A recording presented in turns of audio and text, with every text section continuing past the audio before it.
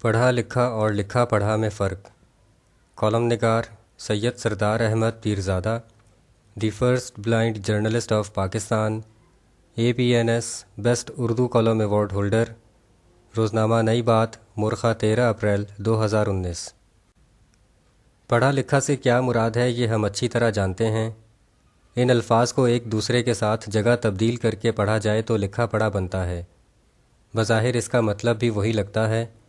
عام محاورے میں ان دونوں میں کوئی فرق ہو یا نہ ہو، سیاسی میدان میں پڑھا لکھا اور لکھا پڑھا ہونے میں واضح تضاد محسوس ہوتا ہے۔ آئیے چند مثالوں کو دیکھتے ہیں۔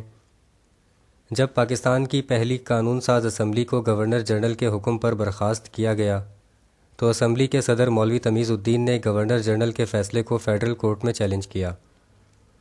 فیڈرل کورٹ کے چیف جسٹس منیر نے ان کی درخواست مسترد کر کے گورنر جنرل کا فیصلہ بحال رکھا۔ اب یہاں بات سمجھنے کی ہے کہ مولوی تمیز الدین نے وہ کیا جو انہوں نے جمہوریت کی کتابوں میں پڑھا تھا، اور جسٹس منیر نے فیصلے میں وہ پڑھا جو ان کے آقاؤں نے لکھ کر دیا تھا۔ لہٰذا مولوی تمیز الدین کے عمل کو پڑھا لکھا اور جسٹس منیر کے عمل کو لکھا پڑھا کہا جا سکتا ہے۔ محترمہ فاطمہ جناح نے جنرل ایوب خان کو چیلنج کیا۔ ان کی انتخابی مہم جمہوریت بمقابلہ ڈکٹیٹرشپ کے بینر تلے چلی۔ محترمہ فاطمہ جناح کو یقین تھا کہ پاکستان کے ووٹر جمہوریت کو پسند کرتے ہیں، اس لیے جمہوریت ہی جیتے گی۔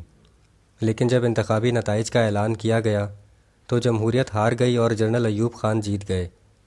اب یہاں بات سمجھنے کی ہے کہ محترمہ فاطمہ جناح نے وہ کیا جو انہوں نے جمہوریت کی کتابوں میں پڑھا تھا، اور انتخابی نتائج سنانے والے الیکشن کمیشن نے وہی پڑھا جو ان کے آقاؤں نے لکھ کر دیا تھا۔ لہٰذا محترمہ فاطمہ جناح کے عمل کو پڑھا لکھا اور اس وقت کے الیکشن کمیشن کے عمل کو لکھا پڑھا کہا جا سکتا ہے۔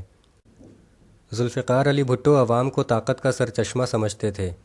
جب انہوں نے دیکھا کہ طاقت کے اس سرچشمے کو کوئی دوسری طاقت ختم کرنا چاہتی ہے تو انہوں نے عوام کی طاقت کے سرچشمے کے بلبوتے پر دوسری طاقت کو للکار کر کہا کہ قبر ایک ہے، دیکھتے ہیں اس میں کون دفن ہوتا ہے۔ تاریخ نے دیکھا کہ اس ایک قبر میں ذوالفقار علی بھٹو دفن ہوئے۔ اب یہاں بات سمجھنے کی ہے کہ ذوالفقار علی بھٹو نے وہ کیا جو انہوں نے جمہوریت کی کتابوں میں پڑھا تھا، اور ذوالفقار علی بھٹو کے مقدمے کا فیصلہ سنانے والوں نے وہی پڑھا جو ان کے آقاؤں نے لکھ کر دیا تھا۔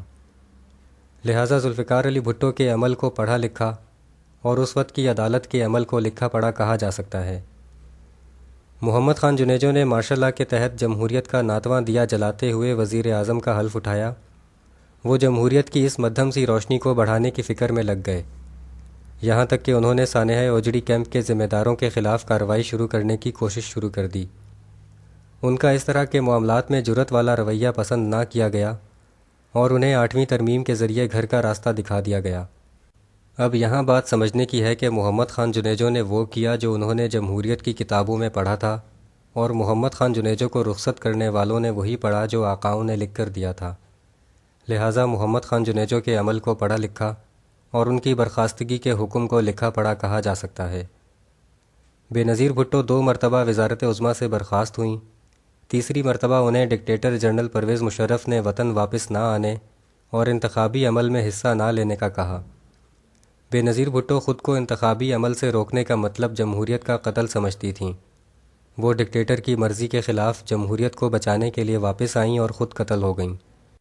اب یہاں بات سمجھنے کی ہے کہ بے نظیر بھٹو نے وہ کیا جو انہوں نے جمہوریت کی کتابوں میں پڑھا تھا، اور بے نظیر بھٹو کے قاتلوں نے وہی پڑھا جو ان کے آقاؤں نے لکھ کر دیا تھا۔ لہٰذا بے نظیر بھٹو کے عمل کو پڑھا لکھا اور بے نظیر بھٹو کے قاتلوں کے عمل کو لکھا پڑھا کہا جا سکتا ہے۔ نواز شریف 2 مرتبہ وزارت عظمیٰ سے نکالے جانے کے بعد تیسری مرتبہ وزیر اعظم بنے تو کچھ زیادہ ہی جمہوریت کی کتابیں پڑھ گئے۔ شاید اسی لیے کہا گیا ہے کہ کسی بھی چیز کی زیادتی اچھی نہیں ہوتی۔ انہوں نے آئین کے تحت وزیر اعظم کے عہدے کو سب پر بالا تر سمجھا۔ جمہوریت کا زیادہ مطالعہ نواز شریف کے گلے پڑ گیا اور انہیں وزیر اعظم ہاؤس سے بذریعہ عدالت جیل پہنچا دیا گیا۔ اب یہاں بات سمجھنے کی ہے کہ نواز شریف نے وہ کیا جو انہوں نے جمہوریت کی کتابوں میں پڑھا تھا، اور نواز شریف کے لیے وہی پڑھا گیا جو لکھا تھا۔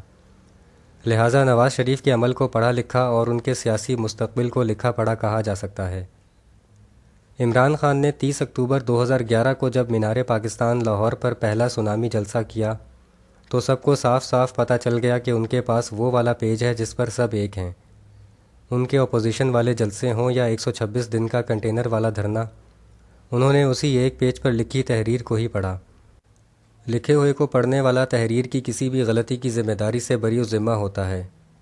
تحریک انصاف کی حکومت کی اب تک کی تمام تر ناکامیوں کے باوجود وزیر اعظم عمران خان کا خود اعتماد لہجہ اس بات کی دلیل ہے کہ وہ ایک پیج پر لکھی تحریر کو پڑھنے میں ابھی تک کوئی غلطی نہیں کر رہے۔ سیاسی مخالفین کو لتاڑنا ہو یا تگڑا جواب دینا ہو، مقبوضہ کشمیر میں پلوامہ حملے کے بعد بھارتی جارحیت کے جواب میں صلح پسندانہ رویہ اختیار کرنا ہو، یا بھارتی وزیر اعظم مودی کی انتخابی کامیابی کے ساتھ اچھی توقعات جوڑنا ہوں، ان سب اچھے لکھے کو عمران خان کا اچھا پڑھنا کہا جا سکتا ہے۔ البتہ وزیر اعظم عمران خان کے بی بی سی کو دیے جانے والے تازہ انٹرویو، جس میں انہوں نے کہا کہ 1980 میں بننے والی مسلح ملیشیا کی اب ضرورت نہیں ہے وغیرہ وغیرہ، کو سمجھنے میں کچھ تذبذب پیدا ہو سکتا ہے کہ کیا عمران خان نے یہ بات پہلے کی طرح ایک پیج پر لکھی تحریر سے پڑھی تھی، یا انہیں آکسفورڈ میں پڑھے جمہوریت کے قاعدے کا کوئی صفحہ یاد آ گیا تھا۔ یہ دیکھنے کے لیے ابھی کچھ مزید انتظار کرنا ہوگا کہ عمران خان کا مستقبل پڑھا لکھا ہے یا لکھا پڑھا۔ امید ہے سیاسی طور پر پڑھا لکھا یا لکھا پڑھا ہونے میں فرق واضح ہو گیا ہوگا۔ شکریہ۔ The end.